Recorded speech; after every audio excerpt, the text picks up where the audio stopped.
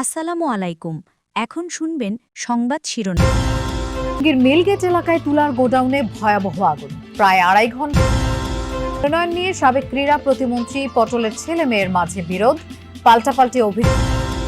খেয়াঘাটের অতিরিক্ত ভাড়া আদায়ের জেরে নরসিংদীতে মাইকে ঘোষণা দিয়ে সংঘর্ষে জড়ালো বিবাদমান দুপক্ষ। টেটাবিদ্ধ।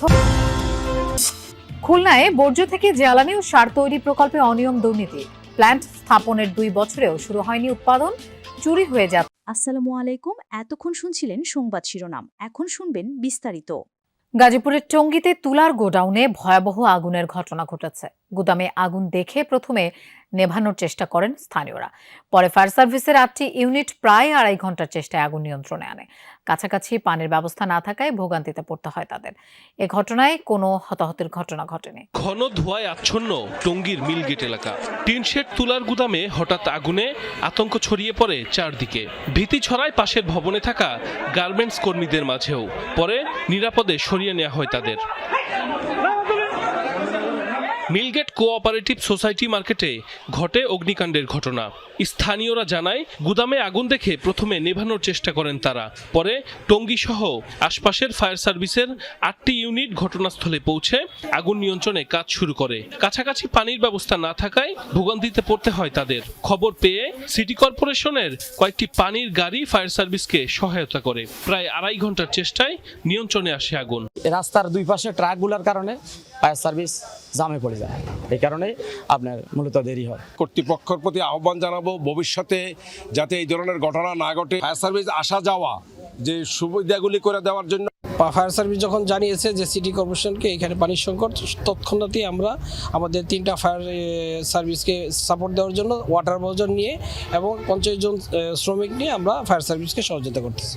তাৎক্ষণিকভাবে আগুনের সূত্রপাত সম্পর্কে জানাতে পারেনি ফায়ার সার্ভিস। এই ঘটনায় হতাহতের কোনো খবর পাওয়া যায়নি। সংবাদ প্রাপ্তির সাথে সাথে আমরা যখন সংবাদ পাই তখন টঙ্গী ফায়ার স্টেশন থেকে 3টা ইউনিট আসে। উত্তর এবং পূর্ব পাশে আগুনটা থাকার কারণে প্রথম তারা ফায়ার ফাইটিং শুরু করে। পাশে ছিল ছয়তলা গার্মেন্টস, যাতে গার্মেন্টসের সরানোর 7 জন ব্যারিকেড দেওয়া হয়। পরবর্তীতে পশ্চিম পাশ। নাটোর 1 আসনে বিএনপির মনোনয়ন ঘোষণার পর থেকেই এলাকা জুড়ে উত্তেজনা। প্রার্থী হিসেবে ফারজানা শারমিন পুতুলের নাম ঘোষণা করায় এলাকায় বিক্ষোভ সহ নানা কর্মসূচি পালন করছেন তারই ভাই ডাক্তার ইয়াসির আরশাদ রাজনের সমর্থকরা। পুতুল ও রাজন দুজনই প্রয়াত ক্রীড়া প্রতিমন্ত্রী ফজলুর রহমান পটলের উত্তরসূরি। দ্রুত মতবিরোধ কাটিয়ে ভাই বোনের সম্প্রীতি হোক, এমনটাই চান এলাকাবাসী। গেল 5 আগস্ট ফ্যাসিস্ট আওয়ামী লীগ সরকারের পতন ও ছাত্র জনতার বিজয়ের বর্ষপূর্তি উপলক্ষে নাটোরের লালপুরে বিজয় র্যালির দৃশ্য এটি। আপন ভাই বোন রাজন পুতুলের উপস্থিতিতে তাদের সমর্থকরা একসাথে কর্মসূচি পালন করা স্থানীয় রাজনীতিতে তৈরি হয় এক ভিন্ন আমেজ। তবে সেই চিত্র পাল্টে যেতে সময় লাগেনি। 3 নভেম্বর নাটোর 1 আসনে বিএনপি প্রার্থী হিসেবে ফারজানা শারমিন পুতুলের নাম ঘোষণার পর থেকেই এলাকায় শুরু হয় উত্তেজনা। পুতুলের মনোনয়ন বাতিলের দাবি নিয়ে মহাসড়কে আগুন বিক্ষোভ সমাবেশ করছে তারই ভাই ডাক্তার ইয়াসির আরশাদ রাজনের সমর্থকরা। আমরা আশা করছিলাম যে রাজনকেই মনোনয়ন দেবে, কিন্তু কেন্দ্রীয় কমিটি আমাদেরকে হতাশ করেছে। পটল ভাইয়ের পরের জেনারেশন রাজন চাচা, ধানের শীষের কান্ডারি, লালপুর বাগাতিপাড়া, এই স্বপ্নটাই আমরা ধারণ করে আসছি। তবে পুতুলের সমর্থকদের দাবি, নাটোর 1 আসনে যোগ্য প্রার্থীকেই মনোনয়ন দিয়েছে বিএনপি। দ্রুত মতবিরোধ কাটিয়ে এই আসনে বিপুল ভোটে পুতুল জয়লাভ করবে বলে আশা তাদের।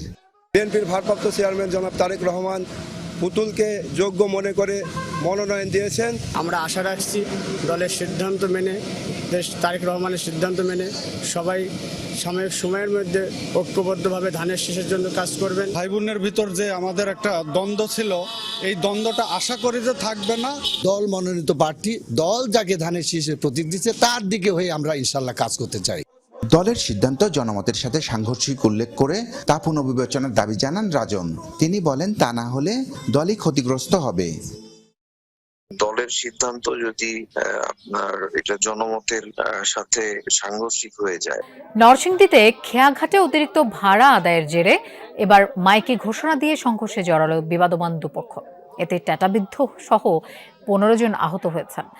সকালে সদর উপজেলার মাধবদের চরাঞ্চল জিত্রামপুরে সংঘর্ষের ঘটনা ঘটে। পুলিশ ও এলাকাবাসী জানায়, জিরতরামপুরে খেয়াঘাটে ভাড়ার অতিরিক্ত টাকা আদায় এবং আধিপত্য বিস্তার নিয়ে স্থানীয় শহীদ মেম্বার ও চানমিয়া গ্রুপের মধ্যে বিরোধ চলছিল। এ নিয়ে গত সোম ও মঙ্গলবার দুই পক্ষের সংঘর্ষে 10 জন আহত হওয়ার পর এলাকায় অতিরিক্ত পুলিশ মোতায়েন করা হয়। আজ সকালে পুলিশ না থাকার সুযোগে মাইকে ঘোষণা দিয়ে ট্যাটা ও দেশীয় অস্ত্র নিয়ে সংঘর্ষে জড়ায় দুপক্ষ। আহত হয় দুপক্ষের 15 জন। খবর পেয়ে পুলিশ ঘটনাস্থলে গিয়ে পরিস্থিতি নিয়ন্ত্রণে নেয়। আহতদের বিভিন্ন হাসপাতালে পাঠানো হয়। কথা ছিল খুলনা নগরীর বর্জ্যে উৎপাদন হবে তরল জ্বালানি ও কম্পোস্ট সার। সেই জ্বালানিতে চলবে পরিবহন আর সারে উৎপাদিত হবে ফসল। জলবায়ু কল্যাণ ট্রাস্ট থেকে প্রায় 4.5 কোটি টাকা ব্যয়ে হয়েছে রিসাইকেল প্ল্যান্ট। কাজ সম্পন্নের 2 বছর পরেও প্ল্যান্ট চালু না হওয়ায় নষ্ট হচ্ছে যন্ত্রপাতি। অরক্ষিত অবস্থায় থাকার কারণে চুরি হচ্ছে মেশিনের যন্ত্রাংশ। পরিবেশ অধিদপ্তরের এই প্রকল্পে অনিয়ম দুর্নীতির অভিযোগ খুলনা সিটি কর্পোরেশনের। দুর্নীতির অভিযোগ তদন্ত শেষে ব্যবস্থা নেওয়ার দাবি স্থানীয়দের। 3R recycle, reduce and reuse এমন দুর্দান্ত কনসেপ্ট নিয়ে খুলনায় আসে পরিবেশ অধিদপ্তরের বর্জ্য রিসাইক্লিং প্রজেক্ট। বর্জ্য থেকে সার ও জ্বালানি তেল উৎপাদনের কথা থাকলেও 2 বছর অবহেলায় পড়ে থাকায় এই প্রকল্পের বেশিরভাগ মেশিনই পরিণত হচ্ছে ইলেকট্রিক বর্জ্যে।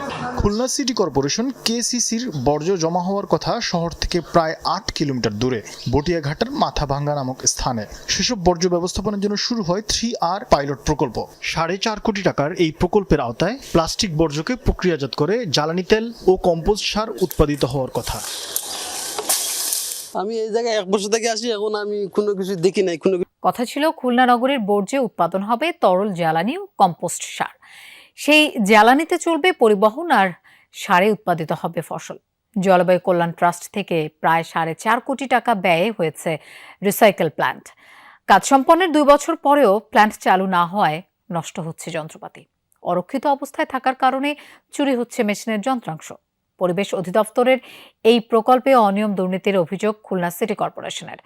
দুর্নীতির অভিযোগ তদন্ত শেষে ব্যবস্থা নেওয়ার দাবি স্থানীয়দের। সাইকেল, রিডিউস অ্যান্ড রিইউজ এমন দুর্দান্ত কনসেপ্ট নিয়ে খুলনায় আসে পরিবেশ অধিদপ্তরের বর্জ্য রিসাইক্লিং প্রজেক্ট। বর্জ্য থেকে সার ও জ্বালানি তেল উৎপাদনের কথা থাকলেও 2 বছর অবহেলায় পড়ে থাকায় এই প্রকল্পের বেশিরভাগ মেশিনই পরিণত হচ্ছে ইলেকট্রিক বর্জ্যে। খুলনা সিটি কর্পোরেশন কেসিসির বর্জ্য জমা হওয়ার কথা শহর থেকে প্রায় 8 কিলোমিটার দূরে বটিয়াঘাটার মাথাভাঙ্গা নামক স্থানে। সেসব বর্জ্য ব্যবস্থাপনার জন্য শুরু হয় 3R পাইলট প্রকল্প।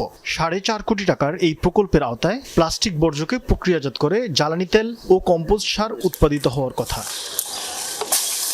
আমি এই জায়গায় 1 বছর থেকে আসি, এখন আমি কোনো কিছু দেখি নাই। কোনো কিছু হইতে যেরকম দেখতেছি সেরকমই। আমার মনে হয় শহরের থেকে কোনো ময়লা এই পর্যন্ত আসে না, ওটা ওইখান থেকেই অন্য কোনো জায়গায় নদীতে ফেলে দেয়। প্রকল্প এলাকায় দেখা গেলে মিলবে পরিত্যক্ত কোনো জঙ্গল, ঝোপঝাড়ে আবৃত গোটা এলাকা। সরানো